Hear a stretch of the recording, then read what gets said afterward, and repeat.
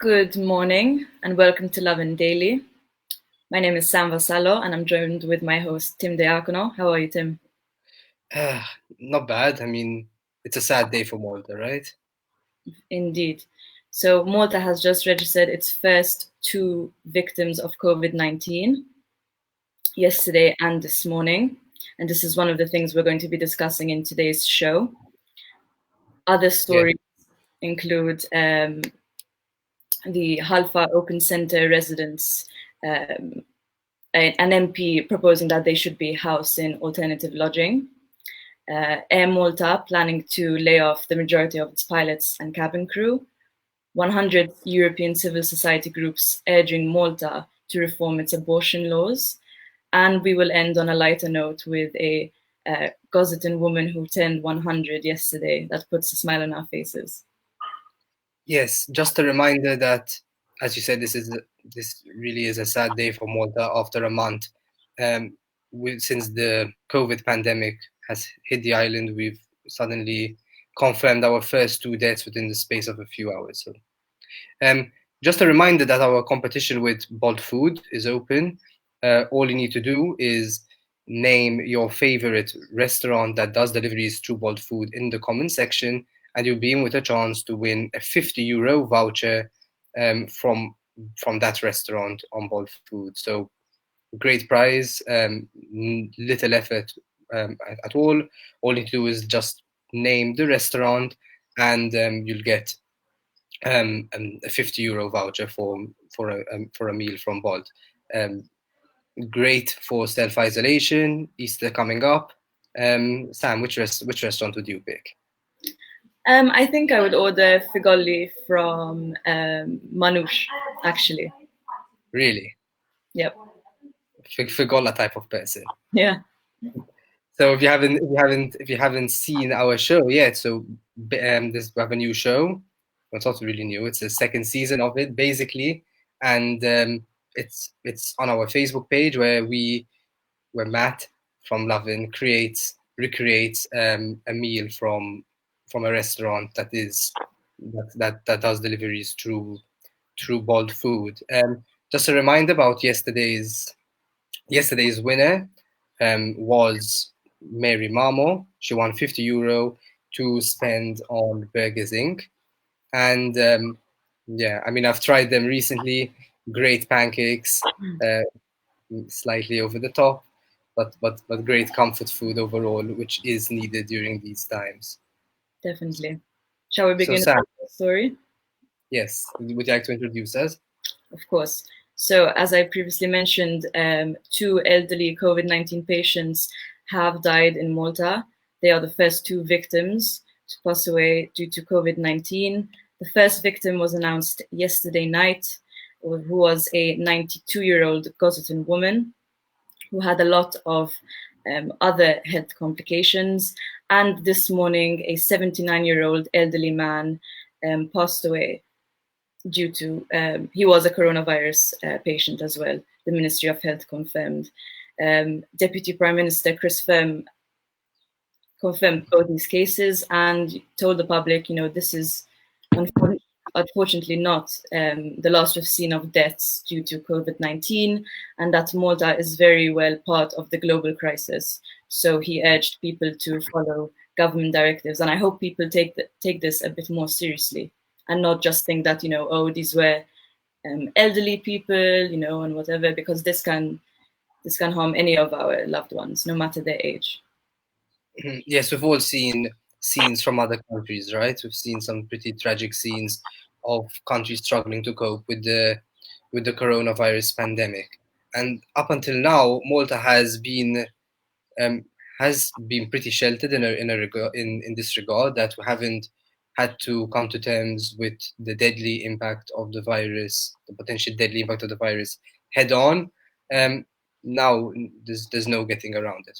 Now there's no excuse.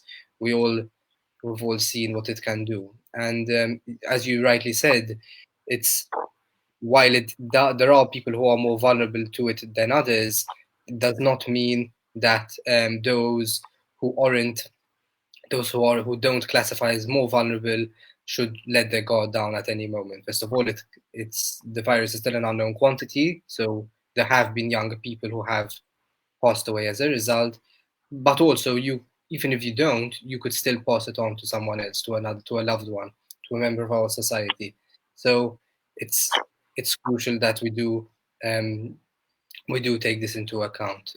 Just as a note, yesterday the number of total coronavirus cases in Malta increased to 299 after the latest 6 cases were confirmed.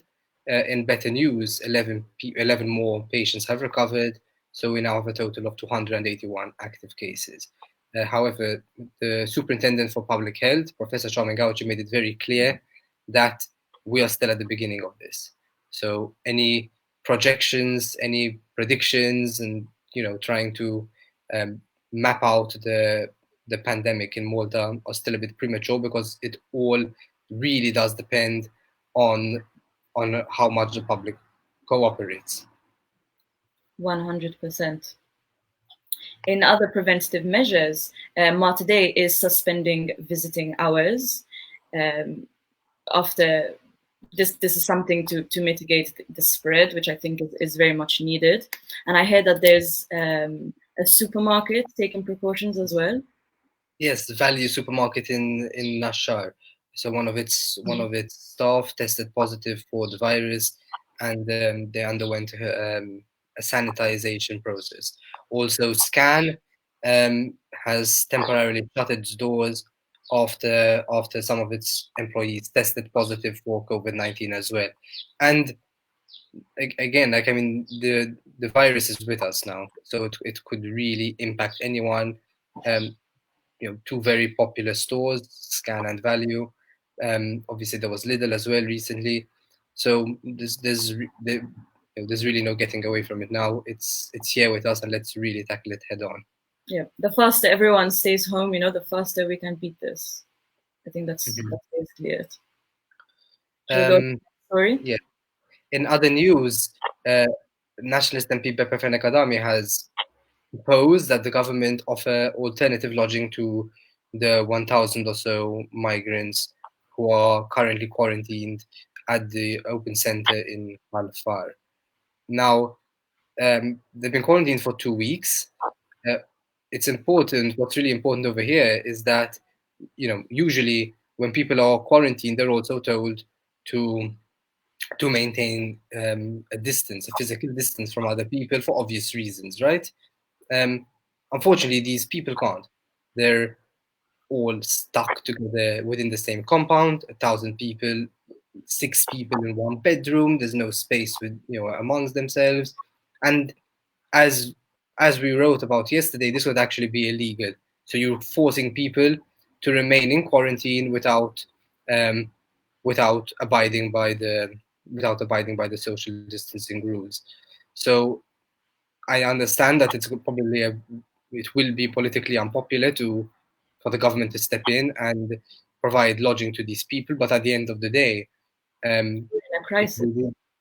I yeah, mean, it's a crisis, it's an emergency, yeah, and it doesn't pay anyone at all for this crisis to drag out, or for our healthcare systems to be overloaded.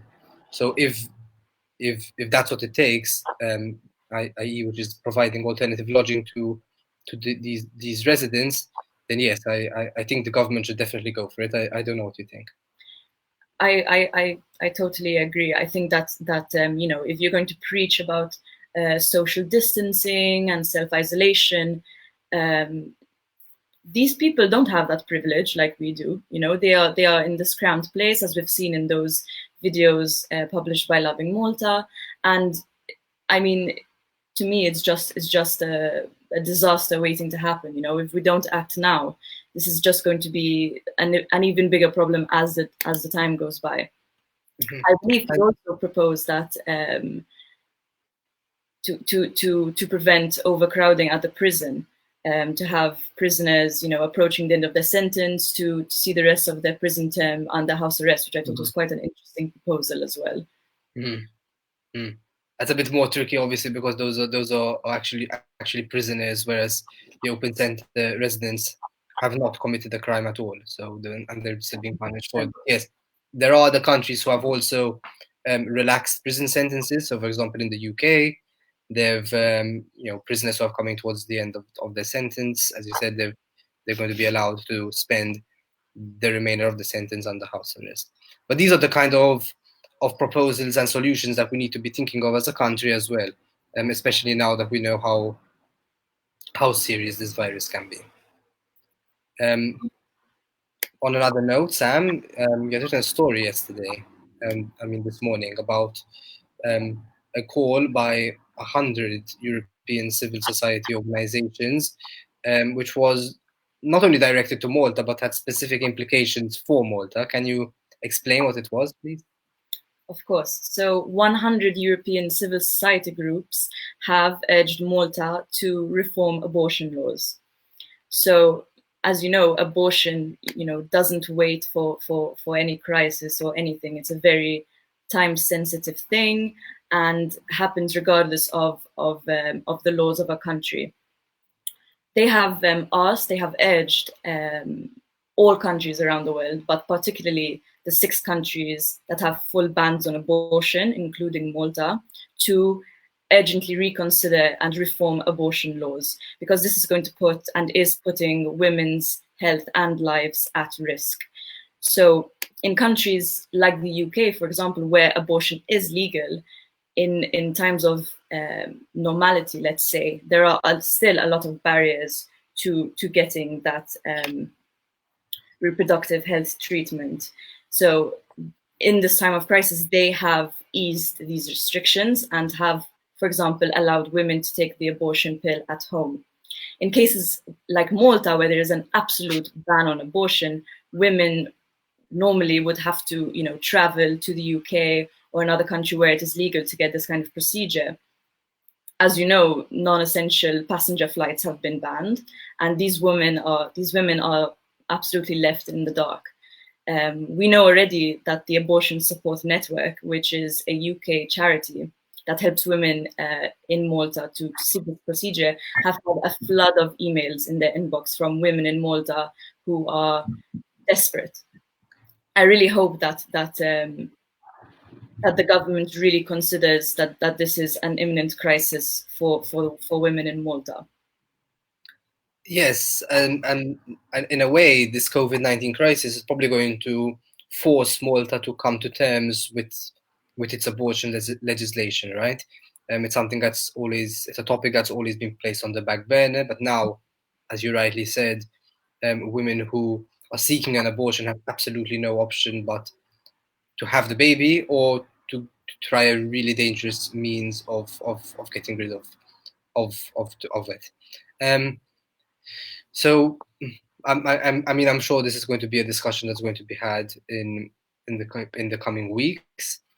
At the end of the day, if the goal of the state and the government really is to prevent suffering, then it should not ignore these people, even though it might be politically unpopular. Because at the end of the day, they are people as well, and their lives should count as well. 100%. On another note, it was quite an eventful day yesterday. Air Malta has laid out plans to let go of the majority of its pilots and of its cabin crew after failing to reach an agreement with its unions, with the unions of pilots and the unions of cabin crews, for a significant reduction in their salaries.